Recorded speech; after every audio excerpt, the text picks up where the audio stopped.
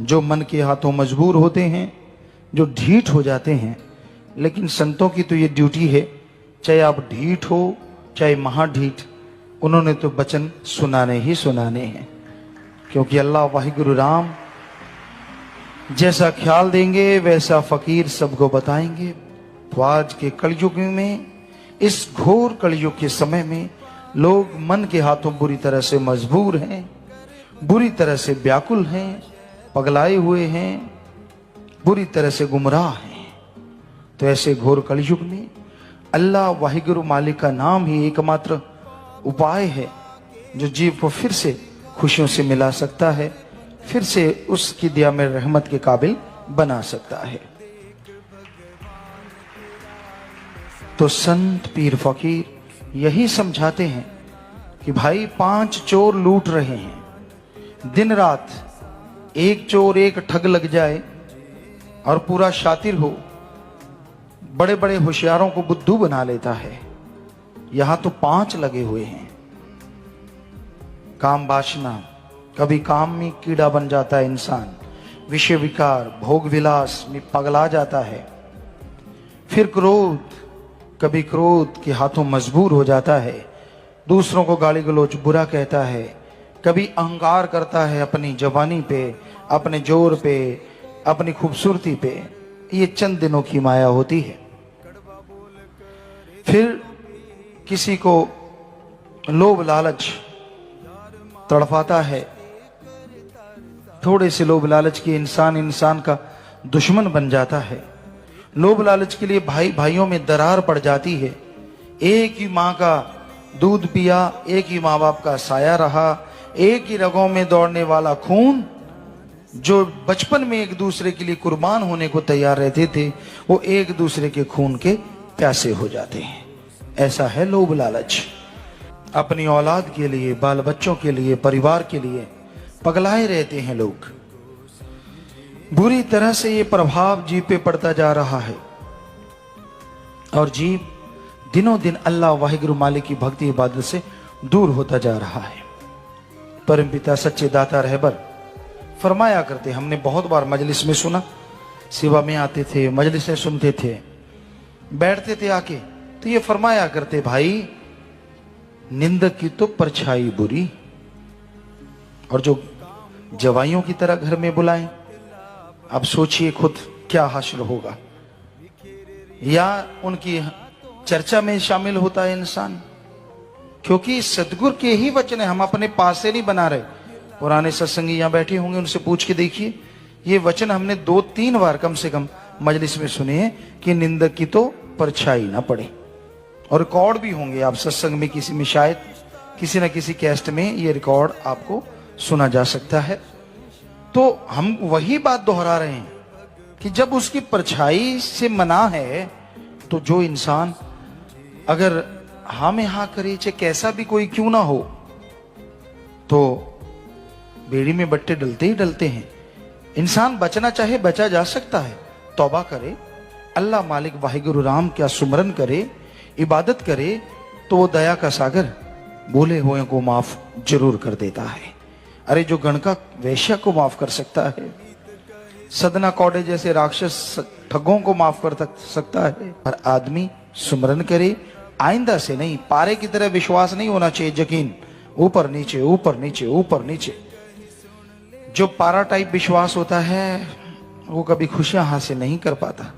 दृढ़ विश्वास एक चट्टान, एक पर्वत की तरह, लाख आंधी तूफान आए जो हिला नहीं करते, प्रेमी के दिल तो पर्वत होते हैं। बेप्रवाज ने फरमाया, पर्वत की समय अड़ो अड़िग, कोई कुछ भी बोले कोई परवाह ना हो, या तो मुंह तोड़ जवाब दे या फिर कान ना दे, सुने तक ना, वही इंसान खुशियां हासिल करता है। वरना आने वाले जीवन में उसको भी उस बुराई का भागीदार बनना पड़ता है।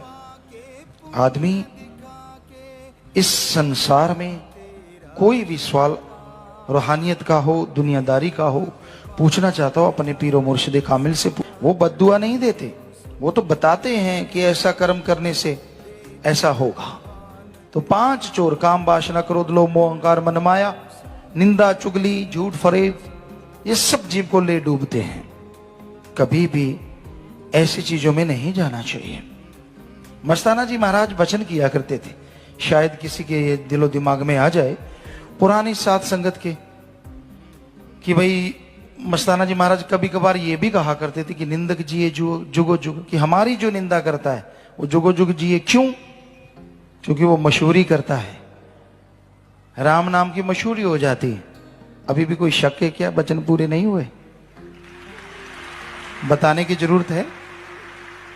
सो वचन तो दोनों तरफ ही पूरे हो जाते हैं, क्योंकि किसी का कोई डर नहीं मारा। हकीकत तो हकीकत है, कोई कुछ भी कहे वो अपने हिसाब से विचारा करता है और राम अपना काम कर लेता है।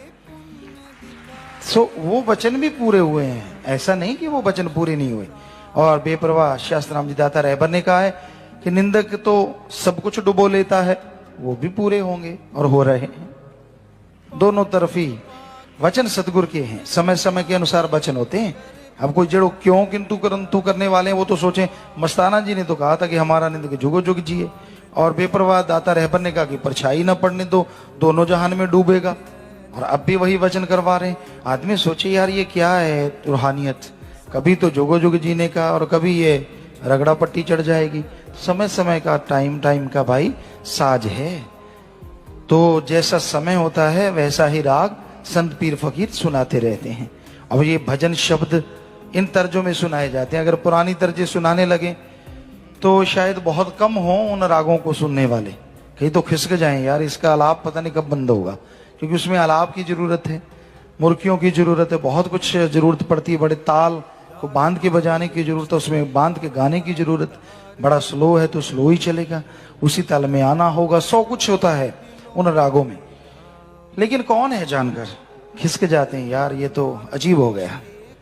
इसी पे एक बात हंसने वाली आप ख्याल में आई, क्योंकि आप सारा दिन कहते होंगे पिताजी तो खड़काते ही रहते हैं। चलो आज आपको हंसने की बात भी बीच में सुनाते ही रहते हैं, ऐसा तो कुछ नहीं है।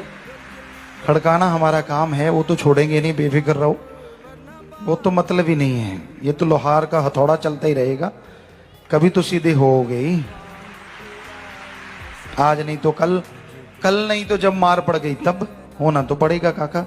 अच्छी बात है कि आप राम नाम का जाप करके बिना हथौड़े के सीधे हो जाओ। पुराने जमाने में राग गाते थे तो कईयों को समझ नहीं आती थी, कई बुजुर्ग आए आके बैठ गए और रागी ने अपना राग शुरू कर दिया। गाने वाला जो गायक था वो गाने लगा, उसने बड़ी आलापें निकाली लंबी लंबी, ऊंची सुरों में गया, कभी नीचों में आया, कभी कुछ करे कभी कुछ करे। काफी देर वो अपनी गले को ही तराशता रहा और सरगमे निकालता रहा। एक बुढ़िया खड़ी होगी, कहती बाबा चुप कर। कहना माता क्यों? कहते भाई कल साडा कट्टा भी यही करता सी तड़के। किसी को समझ नहीं आते, कई बार कईयों को बेचारों के पसीने छूट जाते हैं, उनके राग अंदर ही नहीं धसते। सो जैसा समय वैसा राग। सो बेपरवाह जी ने जैसे इंसान हर बुरे काम में खुशी खुशी पार्टिसिपेट करता है, हिस्सा लेता है, और जब अच्छे काम की बारी आती है तो दूर हो जाता है। हर बुरे काम के लिए, निंदा चुगली बुराई काम वासना क्रोध लोभ मोह अहंकार के लिए ज्यादातर लोगों के पास समय होता है, पर जब अल्लाह वाहिगुरु राम गौड़ खुदा रब की बात करनी हो, सेवा पर हित परमार्थ करना हो, तो लोगों के पास समय नहीं होता। तो बहुत भाग्यशाली हैं आप जो सत्संग सुनने आए हैं। अपने भाग्य को, नसीबों को और अच्छा बना सकते हैं सुन के अगर अमल करते हैं। ये संसार ऐसा बाजार है, यहां खुद गर्जी का सामान ज्यादा बिकता है।